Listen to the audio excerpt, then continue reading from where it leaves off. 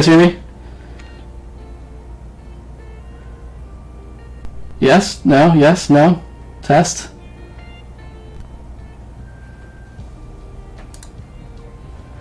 It looks like my... Yeah? Okay. Okay. Hey! Can you guys hear me? Oh, wow, I'm getting a huge echo. Why am I getting an echo? Guys, I'm sorry. This is weird. No? Test? Oh, I'm getting a huge delay.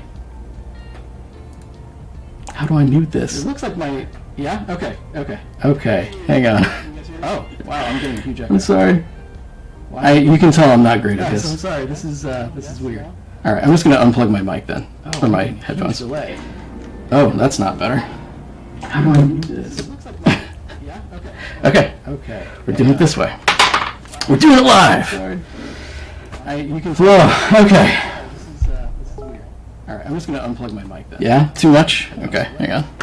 Oh, that's not better. We'll fix this, I promise. Okay. We're doing it this way. We're doing it live. Whoa. Okay.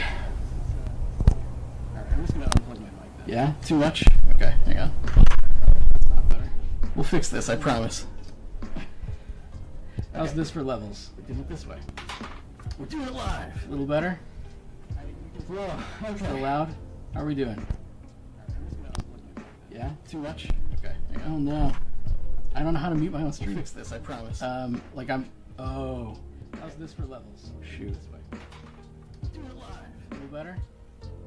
Okay. Loud? How are we doing? You know what, guys? Shoot. I apologize for this. I don't know how to mute my own stream. Fix this, I promise. Oh. How's this for levels? Shoot. A little better?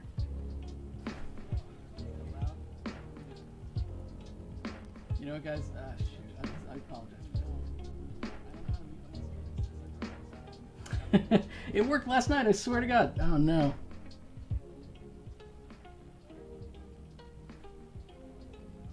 Crap. I don't know how to fix this.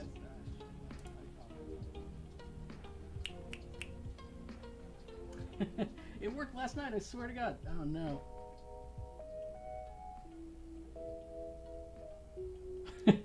You shouldn't love me more for this. I apologize, guys. This is confusing. I really don't know what I'm doing here. I don't know what I did. I did a whole test last night. It worked last night, I swear to God. Oh, no.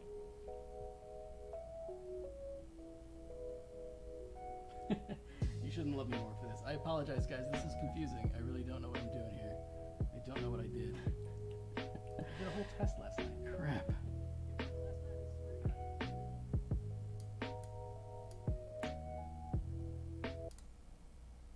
If I mute my desktop, kill the music, can you hear can you hear my voice okay, but no mute? Or no echo, I mean?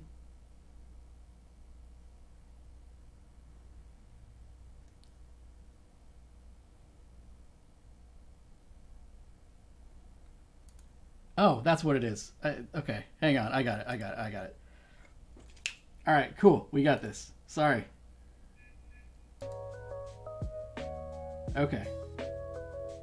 Yeah? Okay, no echo, right?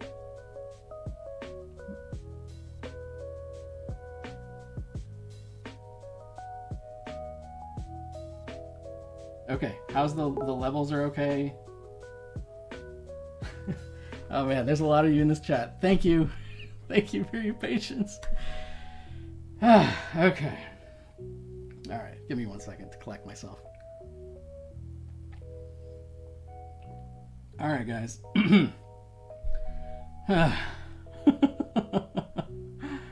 You know, I knew something was going to go wrong today. I might as well just get it out of the way early. I know what I did now.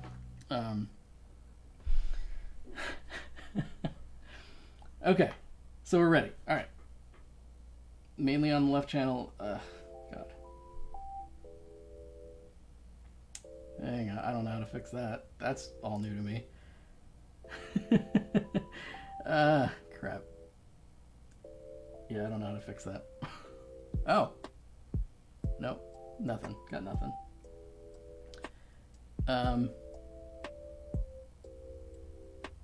It's a shotgun mic, so I don't really have, it's not a stereo mic, so it's gonna have to be whatever it is. How's that for levels? Better? All right. Anyway, guys. Yeah, the trash stuff sticker. Whole bunch of random stuff here. Okay. Thanks for joining. I'm gonna treat it like this is how I came in. Hey, watch. Hey guys, welcome to my stream. I'm gonna do a little bit of. Hey, look at that! Look how fancy I am. You'd think that I knew what I was doing if you came in right now. All right. So we're gonna look at my brushes today. Sorry, I'm all flustered now. I'm like flop sweating, and this is not exactly the best way to stream. Okay. I'm gonna take a look at that. Screw it.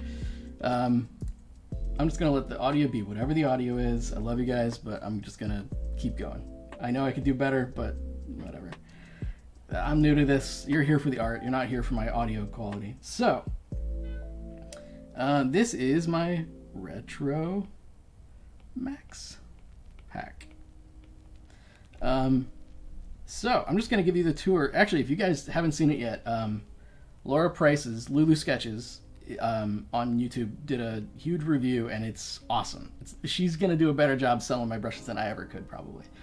It's awesome. It's a really, like, I was almost emotional watching it. It was really lovely. So, no, these brushes are not free. They are paid. You can get them on maxpacks.com. The link should be in the description. Okay, so I'm just gonna run you through all these because that's kind of what you're here for, and then I'm gonna jump into a sketch that I've got started, but I'm not happy. Like I like the basic sketch, but it needs a lot of work. So, anyway, these first couple brushes, the gesture sketches, are kind of atelier style. Oh, you know what? I could actually. Oh, I put it away. But if you've ever seen the kind of pencil style that is like sharpened with a razor blade on the end, and you can kind of like hold it flat and do that kind of thing, that's what these are.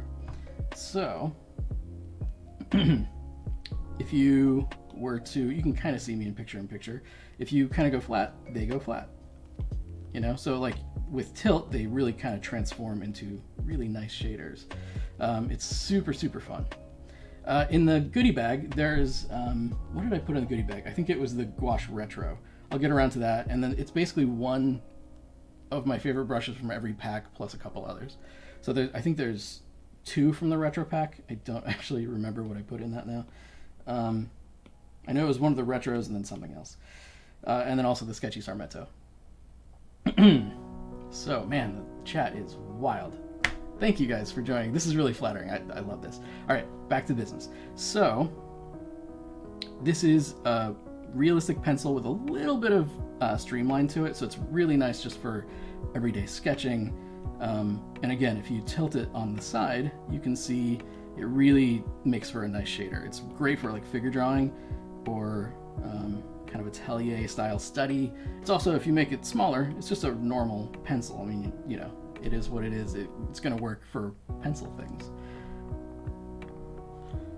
The brushes are $25 at maxpacks.com. So, sketch flat is basically the same thing, but it's turned 90 degrees. So I'm going to give you the same stroke with the gesture sketch. I don't know why I made that line. That's weird.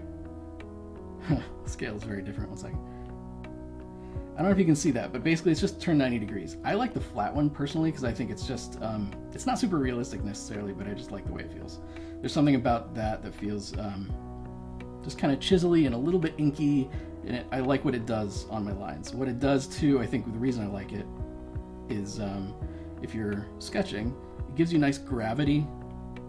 You know, like if you're doing like a hairy character or something like that that has like a lot of that kind of stuff, it's going to give you weight at the bottom of your mark, which I think is kind of nice. The VizDev sketch. So I was on a Netflix film earlier this year that was really fun, and I was looking for a brush that gave me like clean lines, like nice, long, smooth presentation quality marks. And pencils are kind of funny for that. Like, they can look maybe non-committal in a way that I wanted to do something a little different. So I wanted something that was kind of, I don't know, that would work and that was going to be very clean, but like an ink feels too like hard for the characters that we were designing. They're kind of like furry and all this stuff, and it's also like just a little too strong anyway. So like with these, I can give it a really nice soft mark, or I can go really, really heavy. This is all with one size, by the way. And I really like that a lot. So what you can do, and it's got some streamline on it, so if you're designing a character, you know, you can like get these big, like dramatic lines that just like work really well for kind of no matter what you're making. I don't know what I'm drawing right now.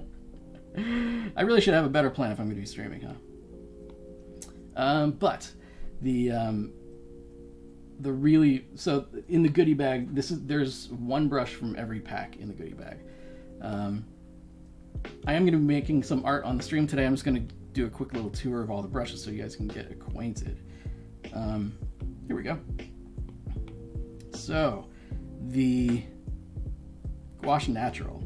The gouache brushes are kind of the main event for this pack. And if you want a little bit more detail on how I came up with the ideas, on my Instagram at maxulhne.com, I talk a bit about, it's a long video, so feel free to like jump around, but I talk a little bit about the history behind this pack. And I'm not gonna bother you with it now because we've got a lot of work to do in only an hour. So the Gouache Natural has like this really, if you just give it a little bit, just like a light touch, it gives you this nice pebbly kind of dry brush, and the more you lean on it, the more it smooths out, and it's just like this really creamy, beautiful mark that you get when you do that. So it's super predictable. If you just get on the pressure, you don't even see that stuff. But just like real gouache, if you were to like just kind of drag it lightly, oh man, it's beautiful. The thing, okay, so I'm gonna mention, see these glazes? Natural and natural glaze. The difference here is that if I make a circle, and you can see the color that I picked, if I kind of overlap it, you can see my marks, and it's giving me a little bit of color dynamics, and you can get these really rich fills. And you can also see that it's not a perfect, like perfectly opaque mark. Pressure curve. You know, I get a lot of questions about the pressure curve. Here, I'll show it to you, but I don't want you to extrapolate too much from this because I don't believe this is universal. The pressure curve is really built on the weight of your own hand. So I don't think it's all that useful to show you my pressure curve because I might work really heavy and you might work really light. And so I wouldn't want you to use this setting. And because I have kind of a light hand, or at least I don't want to press really hard, but some people have a really heavy hand and they want to back it off.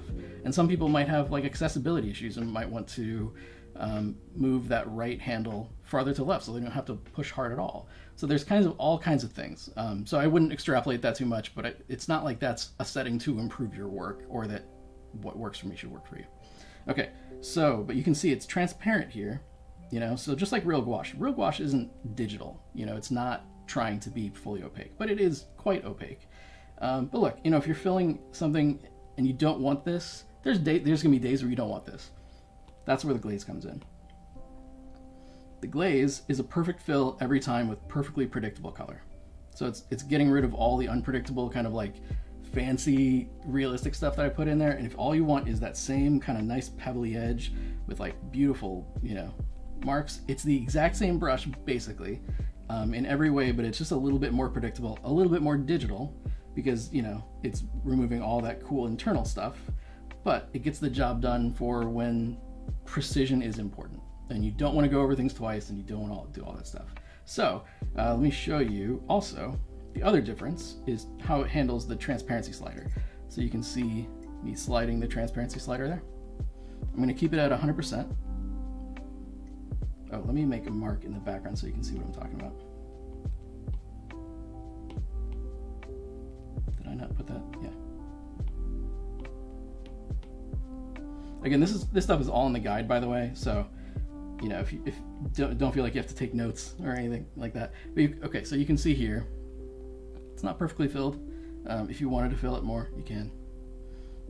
But if I then we'll put that at 50% opacity. See how there's kind of brush strokes in there? It's kind of bristly. It's got some texture.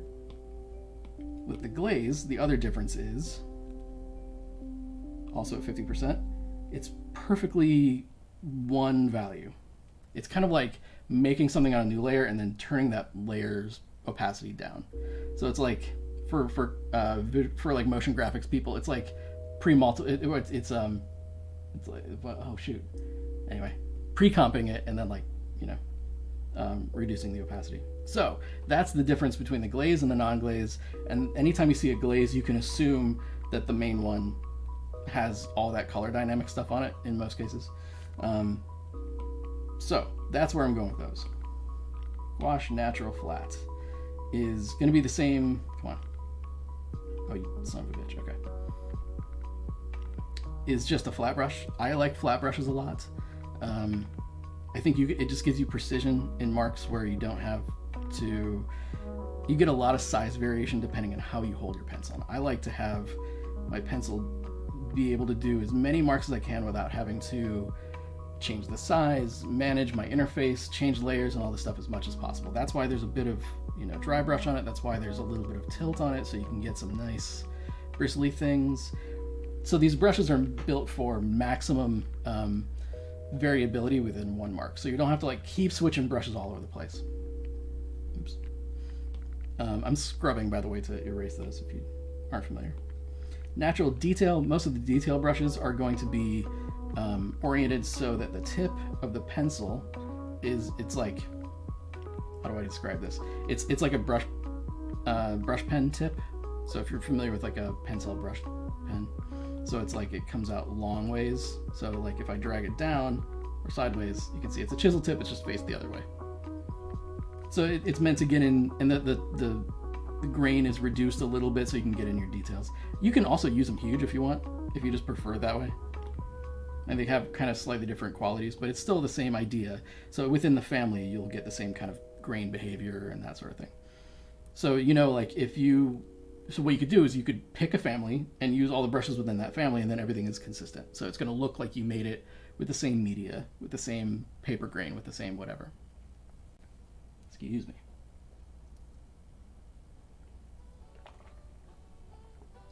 Yeah, guys, sorry about the mono audio. I'm going to fix it after this for tomorrow's stream, I hope. Yeah. Okay. Oh, man. Let's see here. Yeah, okay, cool. Let's see. Natural wash. Okay, now, these other brushes are fantastic. I love these brushes. The natural is probably my favorite family in this pack, but it's funny, I'm hearing people reporting right and left ear, and I'm not sure which one to believe. Okay, but the brushes that I'm most excited about are some of these that have, these are kind of like the successors to my watercolor brushes a little bit. Couldn't have done it without, couldn't have made these without the watercolor pack coming first. And I love those brushes, but I'm not usually a watercolor painter. I like watercolor quite a bit. I mean, I do it traditionally sometimes, but it's not my go-to. I like gouache and gouache-like brushes. And so the Gouache Natural Wash is really fun. This is a very, very, very realistic brush that I am, frankly, I'm going to brag about this brush. It's one of those things, like, I am super thrilled with the way this thing looks. It is absolutely, totally believable. And I think it's like, and you can see, so it's all part of the same family, so it has all the same behaviors with like the pebbly kind of dry brush stuff. If you tilt it, it's going to take on kind of a more shredded sort of look. So it's going to be one of those things that, like, if you want to make, I'll jump back to a piece that I'm fond of. If you want to make something that's got really visible brush strokes, like that tail and all the feathers, that was done with these brushes. So it's like super believable in all those marks. That's one brush with one setting. It's nuts. It's like super, I know it sounds funny to like brag about my own stuff, but like, look guys, I've been making brushes for a while now and I'm so thrilled with these. to the point where I'm excited to use them, that's how you know they're good. That's my brag. But you can see all the the coxcomb here and stuff. Here, let me actually open this so you can see it better. Come on, there you go. So, oh, by the way, this was painted on my paper pack that released last week before. I can't remember anymore. Time is an illusion. So this is, and you can see all the transparency in the layers. I'm trying deliberately not to fix that stuff. I think that is visual interest that you're erasing if you make it super perfect. Not to say that that's like a not valid way to work, but I prefer to embrace texture and imperfection because it makes it look real. And if you're trying to make a traditional looking piece, that's how you get it. So I'm letting my pencils show through a little bit and not trying to cover things too much. But you can see this is all with the natural brushes, and that just looks real if you ask me. You know, all these strokes are like super, super, super intuitive and realistic. And once you get a feel for it, it's just like breathing. They're not super hard to use. They're not hard to get a hold on. I think the watercolor pack is advanced. It's a little tricky. Because real watercolor is real tricky. So if you use if you don't kind of watch how you're putting marks down, you're gonna have a bad time. If you're overlapping and not planning and kind of just freewheeling it, it's gonna look like you did. I think this is much more approachable and much more flexible and forgiving because it's opaque mostly, and to the extent that it's not. These brushes were made to. You guys are peeping on my canvas. On my collection. I probably should have cleaned that stuff out before the stream. Excuse me. So back at it. So we got these guys. Super, super fun. I think these are my favorite brushes in the pack, by the way. Some of these. And the flat is the same idea. Ooh, that's huge. But flat. Surprise. Natural thin is similar, but so it's got kind of a similar effect, but it's a much more controllable thing where at light opacity it's light, at heavy opacity it's dark. So that's probably more intuitive for a lot of people, but it's less realistic from a real media perspective. But it's useful, it's valid, it's cool. It's I use it for shading and kind of just getting a finer touch on things. So it's going to give you a lot of the best parts of those other brushes, but it's just going to be easier to shade a sphere with or something like that, So you can see it makes a pretty realistic mark, but it doesn't feel 100% realistic in the same way, but who cares? It looks great, right? So that's the idea. You want to see the layers in their piece? It's mostly flat. I'll show it to you. There's not really a whole lot to look at, to be honest.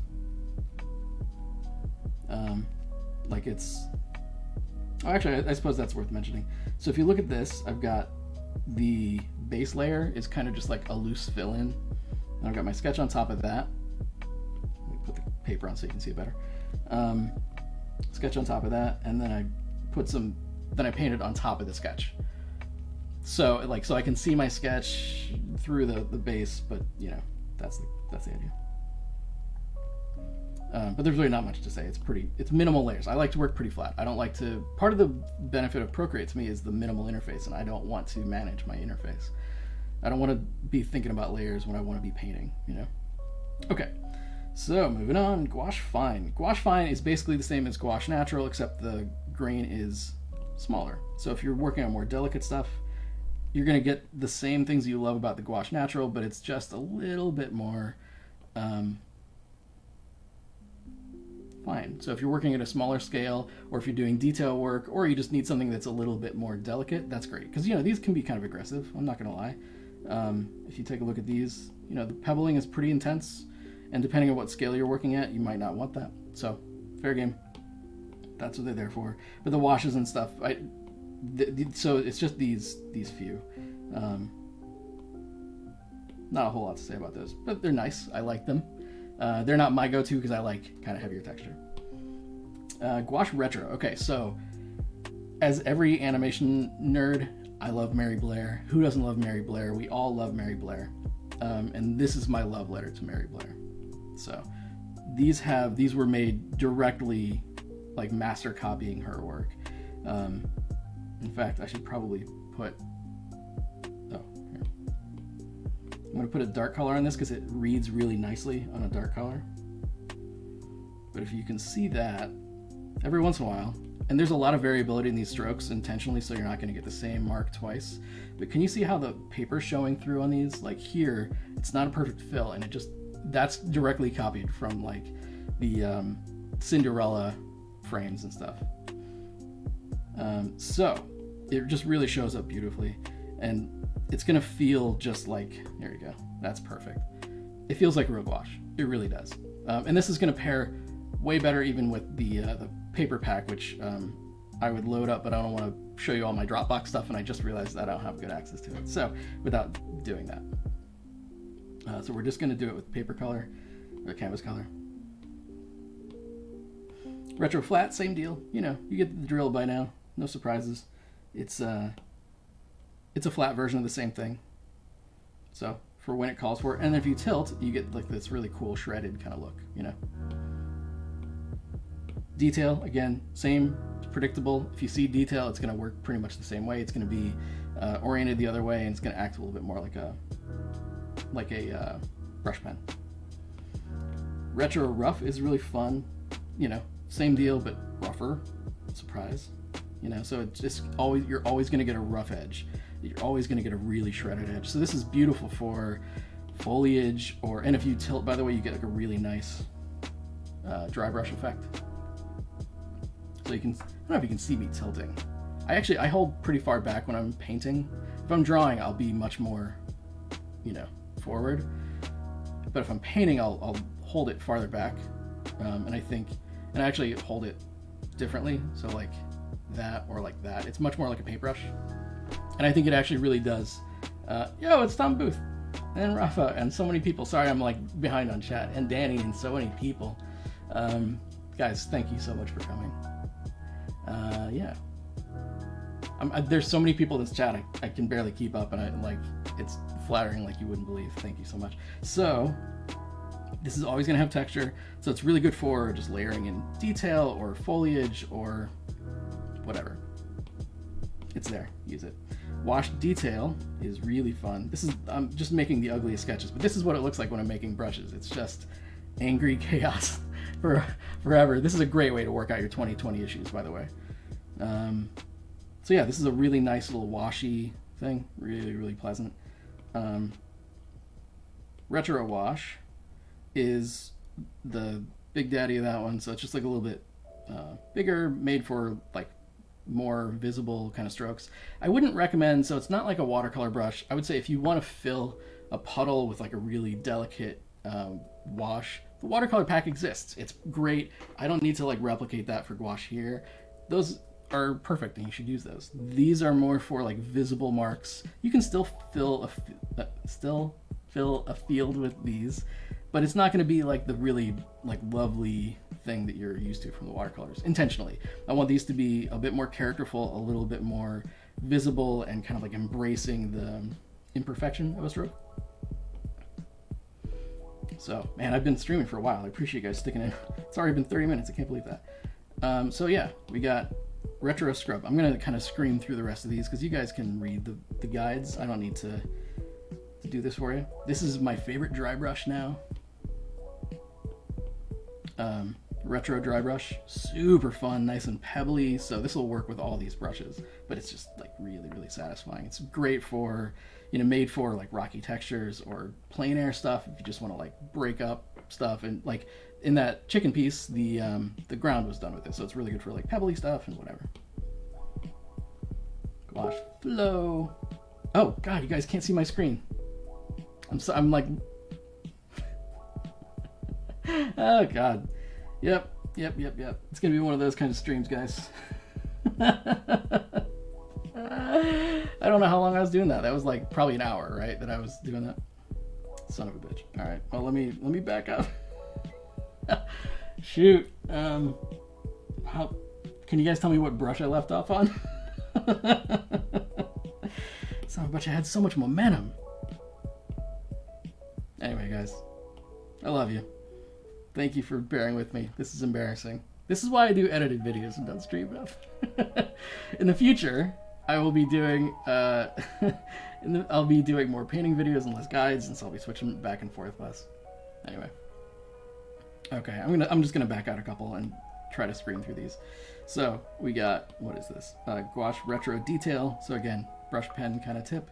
It's going to do exactly what you expect. This is, it's really more about the families. Once you get into and you see the pattern, the details are always going to be kind of like long vertical tips. The others are going to be probably horizontal or sort of round. Wash Detail is a really nice detail brush. I can't believe I didn't even lose that many viewers with my nonsense, so I really appreciate that. Oh my god. It's funny, I was even looking at my stream and I didn't even notice. Okay. So this is Retro Wash. And so it's like a nice visible stroke. It's not really meant for filling puddles necessarily like the watercolors are. It's not trying to do that. It's not trying to replicate those brushes. They still exist. They're still valid, and they're still excellent.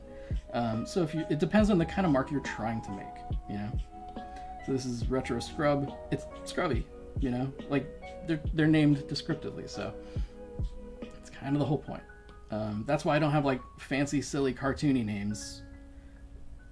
It's so that hopefully that the brush names are human readable, and you don't have to like parse what I mean by like, goofy gouache. Although I probably should make that brush now, right? You guys are gonna make me make that brush. So actually, I see a comment about how the colors blend with each other. That is a good question. These don't. Gouache, like at least up until this point, gouache brushes do not blend with each other. However, these do. If you guys are familiar with my watercolors, you'll remember the flow brushes, and those are kind of the excuse me, lots of talking. Those are my, what do you call them? Kind of showpiece brushes, the flows. So these are going to feel very similar, very familiar. They are tuned to feel more like gouache. They're more opaque. You can get a pretty clean fill, but not a full fill on these. But if you love those brushes, you're going to love these. They're, I've made some improvements actually, but if you want to fill a field, these are great ones to do that with. So actually, can you see how I'm holding the brush? Sometimes I'll just like try to, I do a lot of posture changes as I'm painting depending on how I want the tip pointed and stuff. It's just kind of one of those things that you can do in digital, and you kind of can traditionally, but not quite as much as you can with digital. So here we go. So you can see if you really want to fill a field, this is a better brush for that kind of stuff. The other ones, the really textural ones, aren't really made for that. This is. And you mentioned blending, and this blends. So what you'll get, it's not a full perfect blend, but in the way that real gouache reactivates, this blends a little bit. So if you were to go over it, you're gonna see it's pulling some of that dark color. Let me pick a lighter color so you can maybe see it better. See how it's pulling that blue? It's a little muddy as it pulls over. That's really lovely subtlety that I want to make sure that that you guys get. So that's super exciting, and it's always going to leave a little texture. It's never going to go fully opaque and look digital. This brush is made to look visible. All these brushes aren't really meant to go fully opaque really hard, unless you use the glazed brushes, like I said. So yeah, flow brushes are one of my favorites. Flow flat, in fact, is one of my favorites of all time. It's really, really pleasant. And again, it blends just like you'd expect, and if you keep going over it, it's going to fill in and blend itself out, and it's going to go pretty flat, but it's never going to go fully flat. 723, thank you. Booth 723. If I didn't mention it before, or if you guys are just joining, I've got an exclusive 25% discount at my booth at Lightbox, booth 723.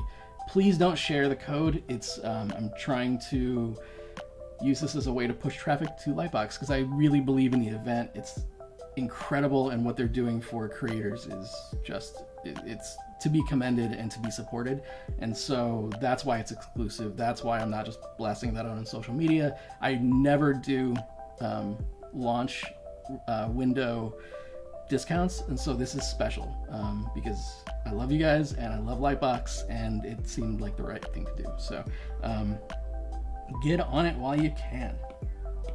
Flow detail, same deal. Again, it's a vertical version of the tip. It's just a little bit more predictable.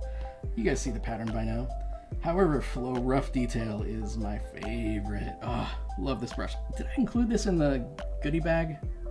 Can anybody tell me? I can't remember. Flow Rough Detail. But can you see, it's a detail brush, but it's got a lot of texture to it. It's super fun. And at any scale, this thing is just a monster of cool texture. And if you want to see a piece that I did with it, let's see. This piece was, I think, done basically entirely with that, with a couple other like texture brushes. So all this all these little toothy things, that's just lifting up on the pressure. So kind of like the natural brushes where like it drags a little bit with low pressure. I'm not going to paint on this because I don't want to lose it. That was basically, so I wanted something that was pretty smoothly blended, but I still wanted visible strokes. So you can see that's what's going on, you know, in the shirt folds or the jacket folds or whatever. And a lot of the background, actually let me show you the layers if I can, because this is kind of a funny one. Oh hell, wait, this is what I'll do. I don't know how well this is going to come through, but video.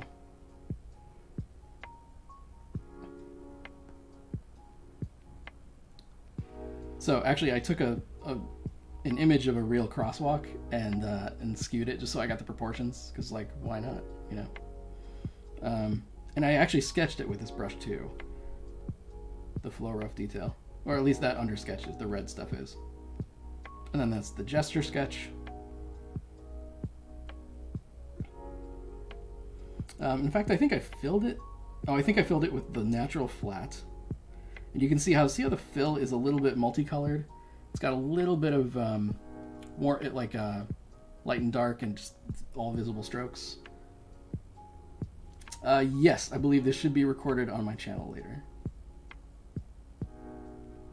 And then I started filling this in. So like this is using one of the messy scrub brushes, I believe it's called.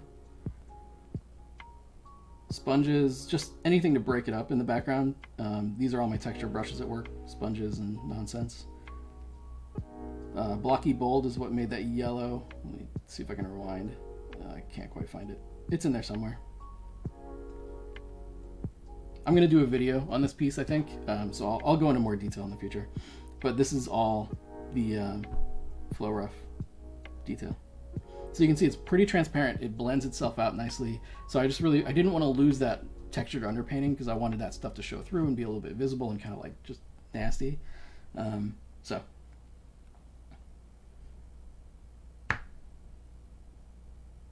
And there's a little bit of smudging going on, but mostly it's just from the brushes only. There you go. And then I finished it with a little bit of dry brush and some Blocky Bold just to like break up the texture. You can see that just right at the end. Yep. And then I accidentally put a big green stroke somewhere somehow. Don't know how that happened. But I liked it, so I actually kept it in. Anyway. Oh, actually. So this background stroke is, I think that's one of the, oh god, I can't remember. I renamed it. This is one of my first brushes actually. I think it's one of the, I think it's Natural Wash Flat, the background stroke. It's a couple strokes without lifting up. But, you know, it's not like some trickery. I didn't download that. That's all with the brush. And then that's the retro, those are the retro brushes for the character. Okay. Sorry, this is a lot of talking. And then I'll start painting soon. Hopefully. God, it's actually, I'm taking a long time with this. I don't know how I'm doing this. Okay, photocopy sketches. Let's do this. I'm gonna make this black. Cool. Photocopy sketches. So, as everybody is, any animation nerd, again, is gonna be like 101 Dalmatians is, has the best backgrounds of any Disney film, I think. And that was a result from, they started using Xerox machines instead of inking. So they kind of skipped their ink and paint department, or at least partially, sped it up, used some tech to help them out. And they used Xerox machines to ink for them. And so these are inspired by 101 Dalmatians backgrounds. The very reason these were made, in fact, I like these anyway, but this was a request from fans. So, thank you, fans. And you can see with the light pressure, it just really kind of falls apart, but it's still there. It's really lovely. And even at high pressure, it's always going to have some texture to it. So this is the photocopy sketch. It's great for delicate work or like really grungy, intense, crazy work, depending on the scale. But if you really want to make like 101 Dalmatians style stuff, this is exactly the brush. Photocopy inker is going to be a little thinner, a little sharper, similar kind of idea, but it's just got some different qualities, and it looks a little bit like a wet pooling ink thing, and it's intentionally like heavy black dark without extra texture in there. I figure I have so many texture brushes you can layer in that stuff after the fact. And photocopy bold, actually let me try one of these. I think one of these, yeah, if you tilt you'll get like really heavy, almost like a spatter, and you can see I'm holding my pencil really far back. Can you guys see that? To get me like a little extra distance on it. So you can get some really nice dry brush kind of effects. This is with the inker, same deal, right? So you can get like these nice little shredded marks. So if you were doing this and inking carefully, but you want to break up an edge, there you go. Photocopy bold is going to be good for more like halftones within the mark. So it's a little bit more like a paintbrush. Super nice. Liner strong is kind of like a tattooy sort of, consistent mark. I'll scale it up for you guys. But you can see the edges are a little grainy, a little imperfect. It's going to be for if you just want a little character instead of like a hard round brush, this is what you want. But it's never like super digital looking, but it's, got all the predictability of a brush like that. And it's got a little bit of pressure sensitivity, but not a ton, just like kind of you would from like a micron or something like that. All right. And then stipple. So, oh, by the way, these are meant to work as complements to the stipple brushes. So if you need to lay down custom stipples, as you would, of course, if you were really stippling, that's what that brush is for. So it's both a liner and like a dot stippler. And you can also do that with these other brushes, but they've got some scatter on them, so you probably don't want to do that. This is the scatter control, and with a little bit of pressure, you can vary the amount of dots that are thrown out. Stipple natural is a medium spray, and stipple spray is a heavy spray. It's like a wider spray. And then fine grain spray is a fine grain spray. So, oh, and the other thing about this brush that I love is it has like a lot of color variation to it, a lot of color dynamics. So if you want, you can just keep going over it, and it's never like a flat fill. So it's a really great way to make kind of an Art Deco sort of thing like that. Yes, these are Procreate only. They do not work in Photoshop. I get that question a surprising amount. I've never heard of a brush that also works in Photoshop that is Procreate only. But it's true. Procreate brushes are one way only. You can import Photoshop brushes, although I don't think you need to, because I think my brushes are excellent. But anyway, pastels. So I'm going to change my canvas color because pastels look great on toned paper. And like I said, I have a paper pack. However, I don't want to show you my Dropbox folder because I'm afraid of where it would open. And there's some sensitive stuff in there I do not want to show you. It's nothing gross. Don't worry, Mom, if you're watching. But it's, where was my thing? There we go. So that is a tribute piece that I did. And you can see the texture in the pastels and the paper work beautifully together. So these were paired together for that purpose specifically. And then, and here's a piece that I did with my photocopy set, my family. So you can see that's the rough and the hair, that's the lines. I think it's mostly the sketch, not so much the inker. And that the cardboard from my paper pack, which is $5 and royalty-free, high-res, printable up to 14 inches square, which is an unbelievable deal. Anywhere else that would cost you, no joke, hundreds, maybe thousands for 58 textures, I think it is. So, like, it's kind of a ridiculous value that I don't think anybody appreciates. I mean, they appreciate that people are nice, but like, let's be real. Okay.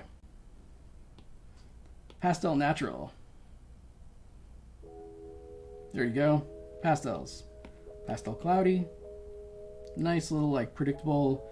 You can get kind of a clean edge, or not clean edge, but like a fill. You can get sort of a fill. You'll reach a tolerance with pressure that kind of does a nice cloudy fill, cloudy blend. I'll pick another color so you can see it in action. It's almost like a little bit, it's got, it feels a little bit wet, like a little bit blendy. It's really nice. Thick blend is heavy texture. Big toothy texture. This is the one that I used with the John Lewis piece. Fine blend. Also has a lot of like drag to it, smudge to it. Pastel grainy, really nice. Pastel soft is soft, but it's still, you know, it's not like gone. It's not like an airbrush. It's got just a nice kind of patchy pastel to it. I can't believe you guys are still hanging in there after I'm just saying nonsense about brushes. I really appreciate this. It doesn't interact with the paper. Well, you could put the paper as a layer and paint on the paper, although I don't think I would recommend that because then you'd be smudging paper, which doesn't make any sense. The pastel sketch is kind of like a digitally sort of sketch brush. It's not super realistic necessarily because like pastels don't really look like, they don't quite work like this, but I like the brush. I like the way it feels a lot. It's a really good kind of sketchy thing that just has a little bit of like nice soft edge to it. So you can, you know, use it to flat fill something really clean, but shade with it really light, really nicely. So I'm gonna, you know, so you can kind of just sneak up on it and get some like nice things. Pastel flat. Pastel flat is, come on, it's kind of like using the side of a Conte crayon or something like that. So it's like if you were to hold it like that in reality. So it's like a big, you can use it huge and get these like giant gestural marks. So if you guys saw Nathan Fax's figure drawing stuff earlier today, he uses charcoal in the most incredible way. You can get these, you can get these huge, come on, huge, like beautiful, visible gestural marks with this and then blend it all together. Super cool. Pastel flat thick is kind of the same deal, just a little bit more of a visible texture. And then we get into the texture brushes. So we got retro, let me change this back so you can see it better. That's retro scrub, messy scrub. Really nice for foliage, and this is made for like foliage and rocks and kind of, you know, random trees and stuff. Scrub wet is the same idea, but wet. You know, it has a little bit of drag to it, and it just makes these like incredibly fun, intuitive textures. Grungy sketch is a sort of like, it's a road texture that I shot here in Glendale. So it's just like, it's kind of ambiguous. You can't really tell what it is, but it's just great for laying down marks in concept art or landscape, like plein air stuff. It's super, super fun. Oops. Blocky bold. Okay, so blocky bold is one of my absolute favorites. See that? Man. And then if you lay on it, it does a perfect fill. So you can sketch with this if you wanted to. I mean, it's probably a little like crazy to sketch with, but it works. It's really good for plein air stuff. It's really good for like probably city sketches and all that kind of stuff. So it's really super intuitive once you get the feel for it. But it's like good for. I did a piece. Oh, this is what I kind of finished that other piece with. Like just like hit it with a little bit of like light texture to kind of break up some of the background before I got into it. So it's a really good for like an underpainting. You know, just kind of throw it in there. Sponges. Love these sponges. Check this out. So good. So that was Sponge Natural. Sponge Fine is a little more controllable. So a lot of these brushes are inspired by people like Charlie Harper, and he does these like beautiful fills with like just texture. So he'll break up the flat fills, and this is actually common with like lasso kind of painting methods as well. You'll just, you know, make a selection and then fill it with your brush of choice, right? And you can keep layering and just get like these really nice, crazy textures, right? I mean, it's like, you know how hard that would have taken, or how long that would have taken, how hard it would be to make something like that. It's super fun. And then Sponge Heavy, that's the last one. So, God, I've been going for a while. I apologize. I thought this was going to take me like 20 minutes, and it's almost an hour later. I guess with like 10 minutes of me being an idiot at first. And then smudges. I'm just going to rush through these. You guys can use the sponges. They're great. I have a blending stump that I'm really happy with. Oops, wrong mode. The secret, by the way, is all these brushes are paintable, but I don't necessarily recommend them. You can kind of paint with the blending stump. It's a bit risky, but you can. But it's made for blending, but you can sort of paint with it as well. That's the one that's kind of like out of left field. The rest of them are just kind of, you know, smudges as you would expect smudges to be. So I'm going to leave it there. Now, the reason you probably actually all showed up is so that I could paint and not waste your time just doing an unboxing. However, so this is, I didn't actually prep this file too much. I just know this is a sketch that I want to come back to because I really like this sketch. So this is, I apologize to anybody who is unprepared for this, but this is an orc eating a rat on a stick.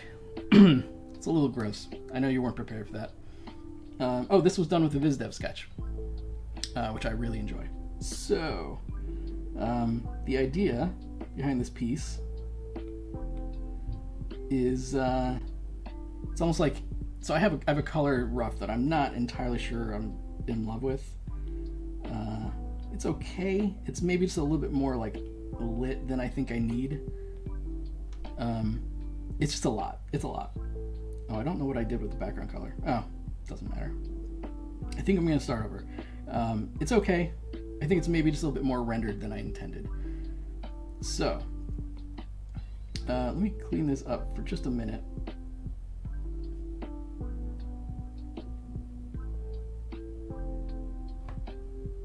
Actually, before I start messing this up, let me duplicate this.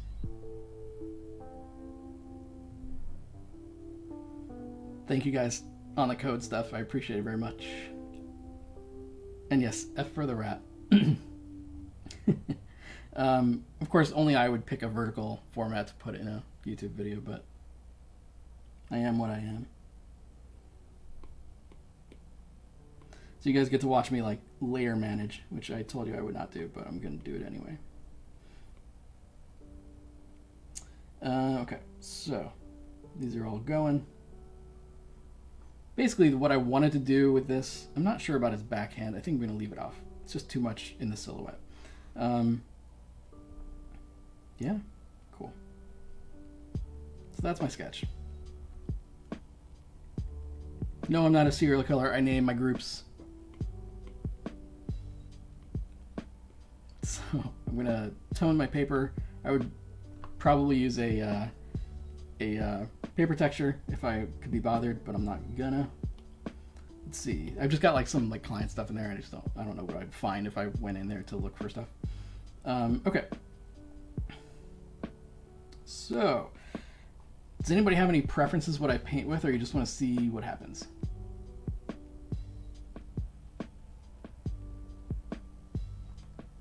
Okay, I'm going to do natural, I think, just because I think that's just what I roll with usually. It's a fun brush, and it's good for demos too. So let's see. I'm going to make him kind of greeny blue.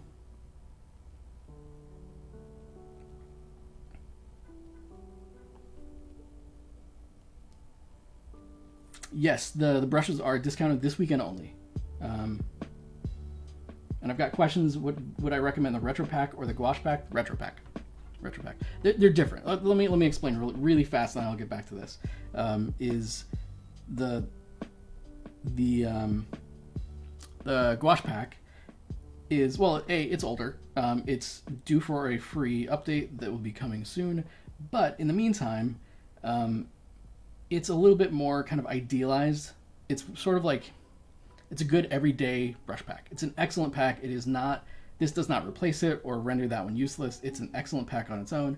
But I prefer this because I really love the textures of these. And I think while the Gouache Pack is excellent, it's a little clean in comparison. And I'm just on a well, really, I'm into these brushes right now, and I think you would be too.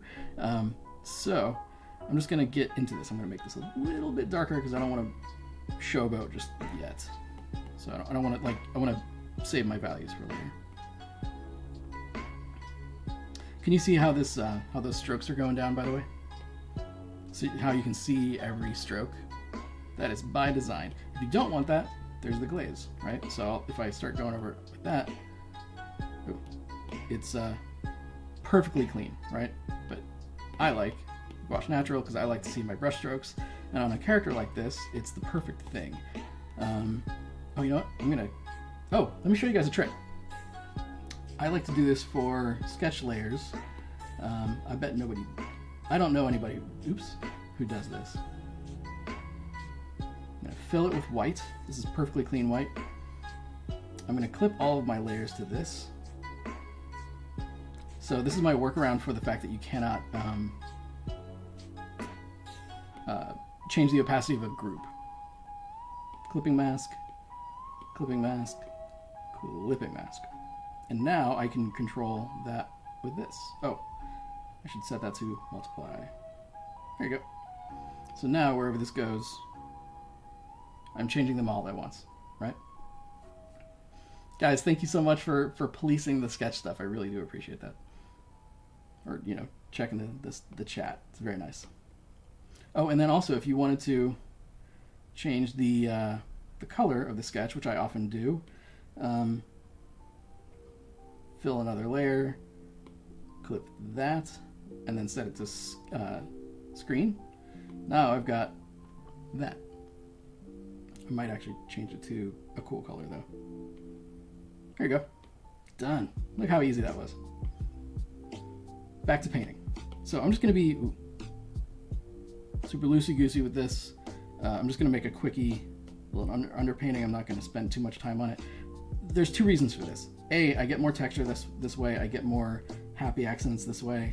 And B, all those like nice transparent edges are going to be available to me later. So I can let them shine through. I can let them be whatever they are. And I don't have to, because I'm going to paint on top of this sketch towards the end.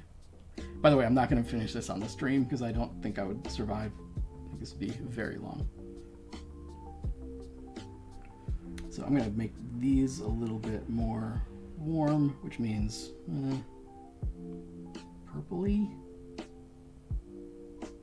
Sure. I don't know.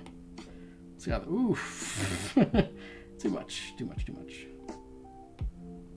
Little goes a long way. Okay. And again, you can see how loose I'm going, right? This is just like a super like scrubby underpainting. I'm gonna do a little bit on the hand here.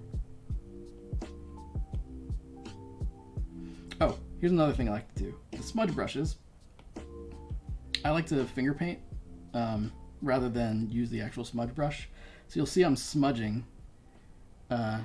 You can do that by coming up to your prefs and gesture controls. Smudge I have set to touch, because otherwise you're finger painting with no subtlety, and I find that to be basically useless. So I smudge, because you don't really need as much subtlety when you smudge. It's pretty much just there to break up an edge or add a little bit of like transparency to the stuff that you're working on. So you can see I'm laying down my mark and then just smudging it away with my finger. Look, mono hands, right? One of the funny aspects of these brushes, of course, is that they do have a lot of color variation. So if I were to sample this, I am not guaranteed that this will match exactly. You just got to know that going in. It's going to make slightly dark edges on the marks. It's not going to match 100%. If you need exact color matching, use the glaze. That's what it's there for. So again, if I select this, and they're also transparent, so you're going to, know what you're getting into, right? They're awesome, they're super fun, but they do have the drawbacks if you need super precision. I don't on a piece like this, and in fact, I don't want that even. Precision would be a problem for me on a piece like this. But just fair warning, that's, know what you're getting into. So what I like to do is work loose to tight. So I'm going to work, you can see how completely like random I'm being right now. I don't really know what my palette's going to be, by the way. I'm just kind of freewheeling this. I'm just going to see where this goes. Again, too much. This is very low contrast. I might regret this later, but we'll see. This is a much sweatier version of that same color. It's gross. And I can clean that up a little bit by smudging. But I'm not trying to fix it completely. I'm just trying to like get rid of the obvious stuff.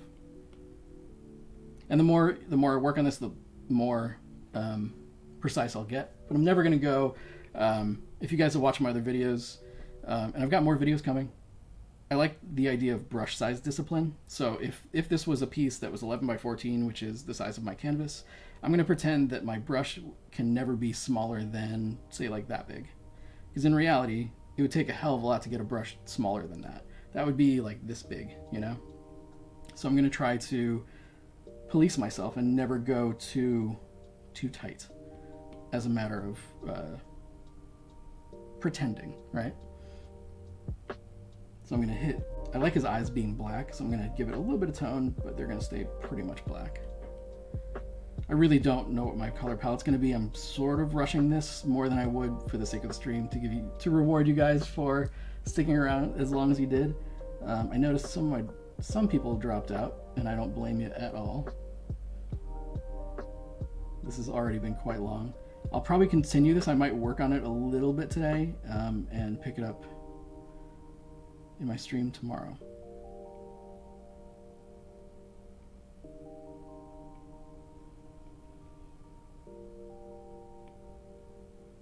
But you can see those fills they have a lot of character, right? I love that stuff. What would I recommend this pack for? Painting. Doesn't matter what the subject is. Depends on what you want out of a pack. If you want texture, if you want, they were designed after like Mary Blair, who's, you know, concept artist. They were designed for plein air painters who, you know, do environments. They were designed for me. I'm a character artist. They're just brushes. You know, there's no such thing as a landscape brush, unless it's like a tree-shaped brush, which you don't want to use because that's cheating. It's not cheating, but. Can they be used for an oil acrylic look? They can be used for whatever you want. I'm going to be doing an oil pack. I have some acrylic brushes. There's nothing that makes these specifically gouache, although they look more like gouache to me than anything else. But you know, it's really more about how you use them than it is about exactly what they do. You know, I could make a perfectly digital looking thing out of this. I'm going to choose not to, but it is what it is.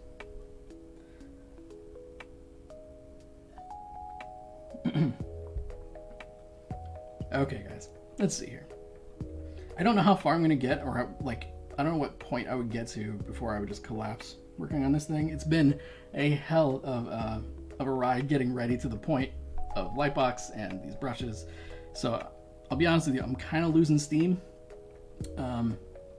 I might call it pretty soon. This is really more about brush reveal, and I do want to do some more painting for you guys and more streaming here in the future. But I think I'm getting close to wrapping it up. This is like, I'm getting intimidated by how much work I have left to do on this, and I'm like, oh god, how long can I expect you guys to hang out? So I might lay down a basic underpainting and call it. Do you have any Q&A? Maybe I'll wrap this up with a few minutes of, I'll just see what's in the chat, because I've been sort of barely paying attention to the chat. You guys have any questions you want to throw at me real quick, and we'll leave it here. You get to see how sweaty I am. For some reason, it got really hot in my office while we were doing this. Yeah, there's always tomorrow. I'm going to be doing a whole lot more streaming. I like this, actually. Now that I have a setup that I like, and the more I do it, the less scary it is. It's kind of cool to do more of this. I probably picked a painting that I want to be sort of ambitious, so that's maybe not the best thing to get into today, but, you know. Let's see. Do I recommend changing the shape of the brushes? Absolutely not. So, like, the natural brush, let me point this out. The natural brush, because, like, the shape of the brush is 100% absolutely intentional, and crucial to the shape of to the performance of the brush. If you change the tip, you're gonna probably ruin the brush. Because also it's probably like what you think it's doing is not actually all that accurate. I am glowing, right? So this is a tip that I'm really fond of. This is a new tip that I'm using now, and it's sort of oblong, but if you put heavy pressure on it, you can still make a very round line, a round mark on it, so you don't have to keep switching brushes. So it kind of fills in. You can see how like it rounds out the more you push down. So if you need something, so I think the natural is going to be the brush that you want, but I do not recommend changing them. Look, if you have to, duplicate it, experiment, break it, but you're probably going to break it, and I can't guarantee it's going to be great after you do. Oh, kind of candy I got, it's trail mix. I ate all the raisins. For some reason the top of the thing was like 90% raisins. It was like, whoops, all raisins, and I was like, assholes. So I ate like 10 pounds of raisins yesterday. Oh yeah, you can't see the screen. Well, the tip, apparently I do this a lot now. The tip on this, the one I was talking about, is round. So this is the natural, Gouache natural tip. It's built so that you don't have to choose between kind of an oblong tip and a round tip. It's very much like a real, what would you call it? Just a round brush. Round brushes aren't actually round when you lay them down. It's not like you're getting a full round brush. So this myth that like a round brush has to be a round brush is kind of nonsense. If you put enough pressure on it, you can make a perfectly round shape on it. But with just less pressure, it's going to be oblong. I love this tip. It's super realistic. And it's also no compromises, because you can always make the shape that you want. You can make it basically fully consistent with heavy pressure, but with light pressure, it's nice and oblong. So it's going to change shape on you as you use it, which is kind of crazy, but it's more intuitive than you think it is, and super fun. It's just super fun. It's really, so you can get in all your details, and also fill in all your stuff and hit all your round bolts and eyeballs and whatever it is you're going to need to hit without compromising. So it's super fun.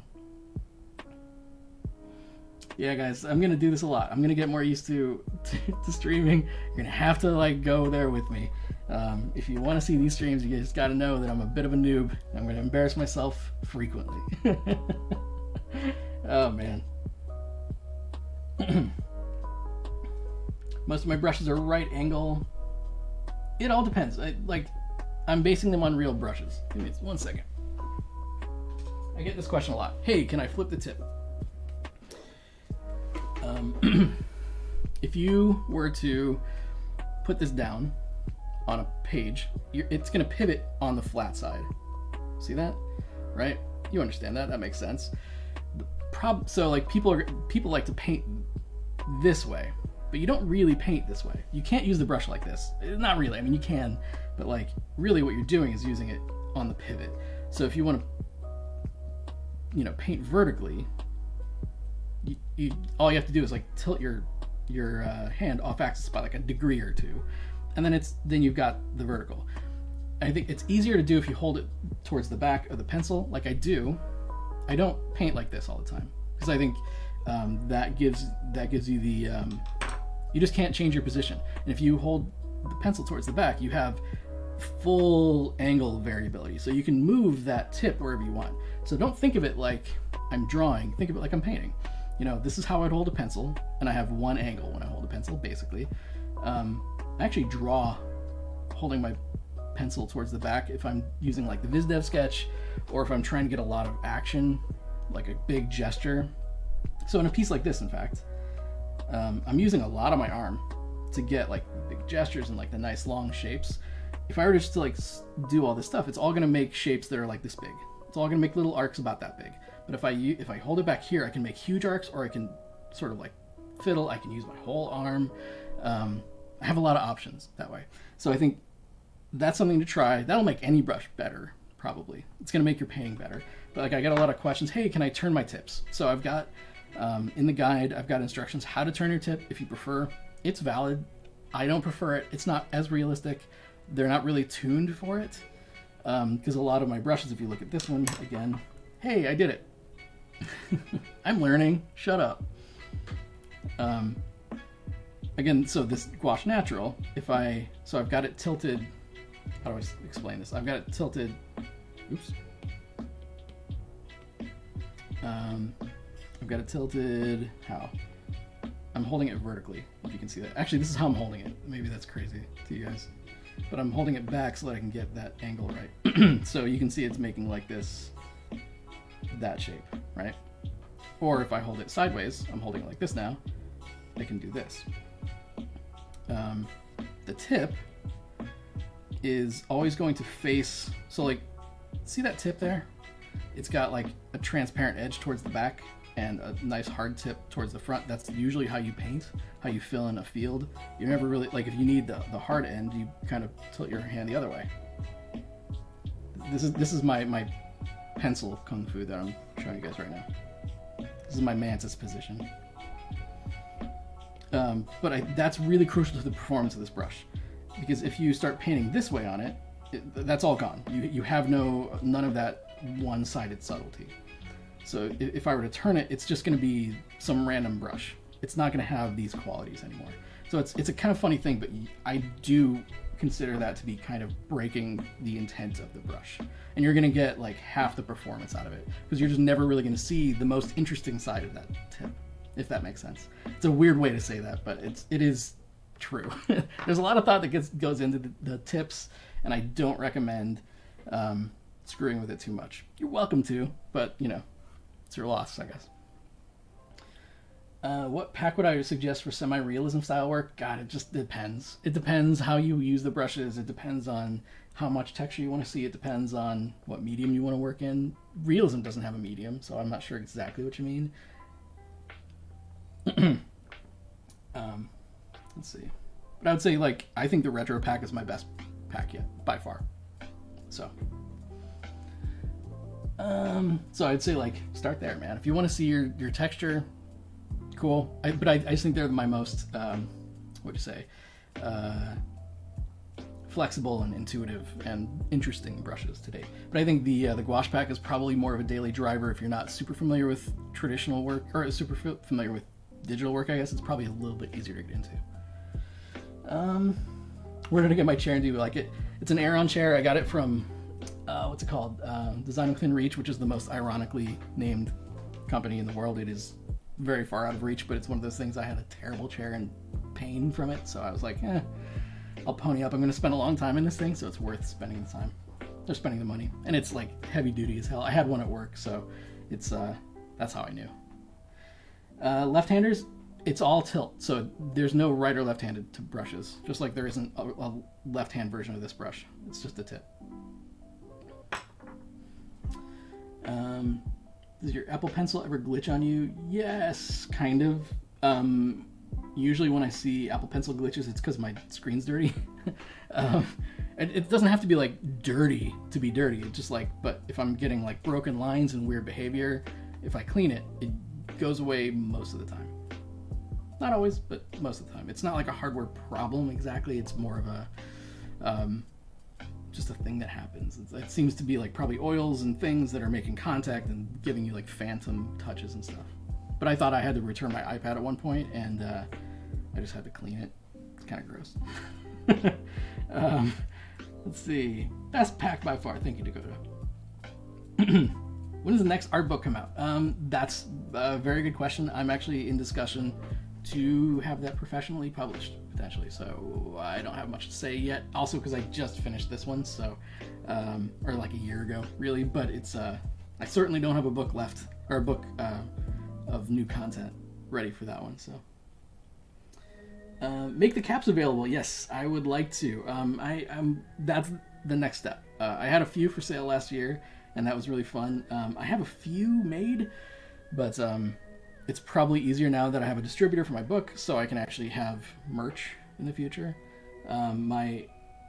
The people who made this couldn't really do bulk stuff. They can do a handful. They could do like 20 or whatever, but like they're just doing like local sports teams. They're not doing like mass production. But they did a beautiful job with this. I love. Look at all that detail you can see. That's so cool. Anyway, I love that. Although I did have a faulty pencil. I saw it in the chat. I did actually return my pencil when I first got this one. if you're looking for a brush that has clean edges, like a vector look, the MaxPack is great for that kind of stuff. I have some, a variety of them. I'm trying to think of one off the top of my head. There's like clean versions of some of the brushes. Those are super vectory and built for clean fills. So those are the ones you want. I do not use a screen protector. I almost did a sponsorship with Paperlike, and I hated it. It's not to say that it's a bad product. I'm not knocking those protectors themselves, but at least for me, and maybe it would get better, it was like nails on a chalkboard. Absolutely. I hated the feel so much, I took it off in 5 seconds. I did a little bit of this, and I was like, oh God, I hate it so much, and I took it right off. I backed out of the sponsorship, and I was like, nope, sorry guys. It's not happening. I appreciate you very much. I'm sure it's great. But I know people who love it, so it's not. I'm not knocking them, but I hated it. It is also like I do really sensitive color work, and anything that gets in the way of me in color is it's a problem. So let's see. Smooth clean lines.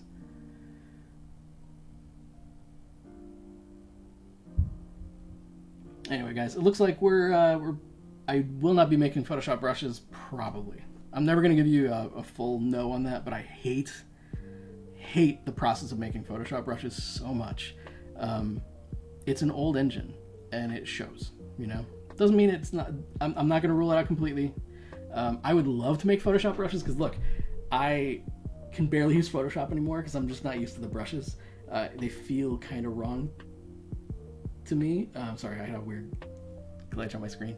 I'm just too used to my brushes. I can barely use Photoshop anymore. So, but one of the things that I really love about Procreate, it's not just a better brush engine, which it is. It's also a better brush making interface. So it's very approachable, very usable. That's why you see a ton of Procreate brushes out there, frankly.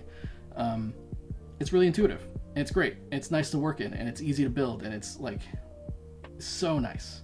I wouldn't, if Photoshop had a brush engine that could keep up with Procreate and was this natural, I'd be in there right away. But it's just not. It's just not. They're just way behind. They're like, it's showing, they're long in the tooth, man. You know, Adobe is great, but their brush engine, at least their interface for it, is terrible. So you can obviously do great stuff with it, you know, but like, it's just not for me. I don't see the point. It's a saturated market anyway. I don't really see the point, and these are doing fine. So, what's going on with Inktober? Ooh, I spoke very little about it on my Instagram video, which is also very long, and I don't expect you to go check that out. There's some drama. There's some tea to be spilled. I will say I bought an Alfonso Dunn book recently. That's all I'm saying.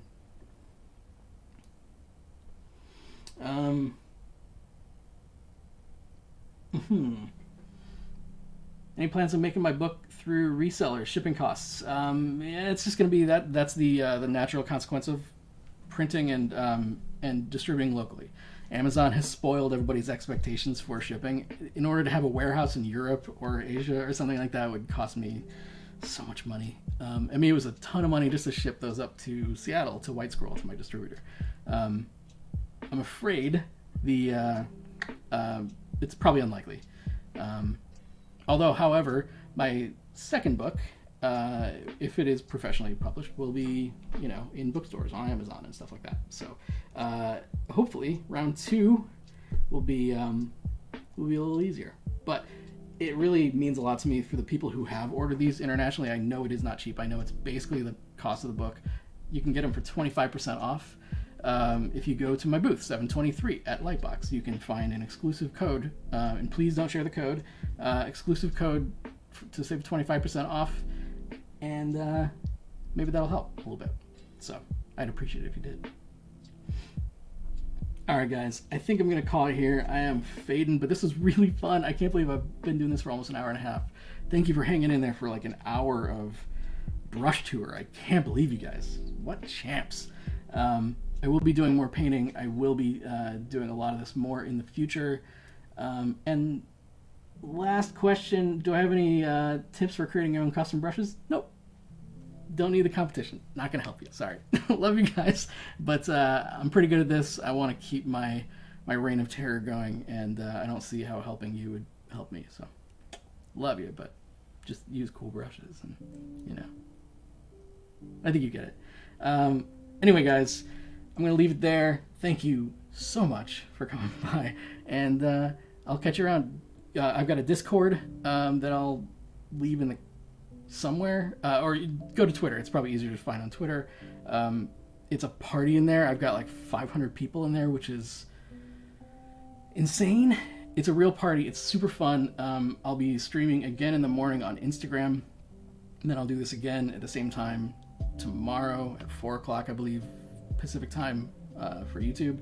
And I want to do this more. This has been fun. So expect more of these, and I'll be doing some more edited videos and everything else. But guys,